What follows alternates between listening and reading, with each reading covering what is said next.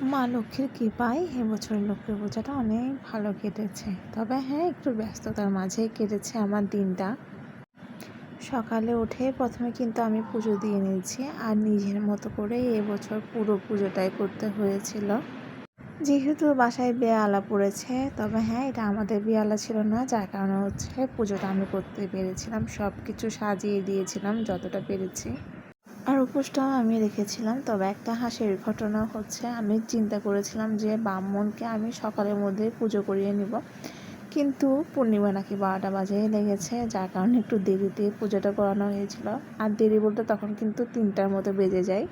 পুজো করানোর পরে খাওয়া দাওয়া করেছিলাম। আর এই যে দেখেন, আমাদের ঘরে ছোট লক্ষ্মী, সে কিন্তু খুব সুন্দর করে আলতা দিচ্ছিল, আর আমি ওকে একটু ভিডিও করে নিচ্ছিলাম। এরপরে চলেছে এই যে বৌদ্ধ মন্দিরের সামনে, ওখানে কিন্তু অনেক অনেক মানুষ ছিল। আর এগুলো কিন্তু দূর থেকে ভিডিও করা, এগুলো জুম করে ভিডিওটা করা হয়েছিল। আর অনেক অনেক ফানুস কিন্তু উড়ানো হয়েছিল, বলতে গেলে হাজার হাজার ফানুসই সেদিন উড়ানো হয়েছিল। আর দেখেও খুব বেশি ভালো লাগতেছিল। আর আপনাদের বাসার পুজো কেমন হয়েছে, পুজোটা কেমন কেটেছে, আলপনা কেমন করেছেন, সব কিছুই কিন্তু আমাকে জানাতে পারেন।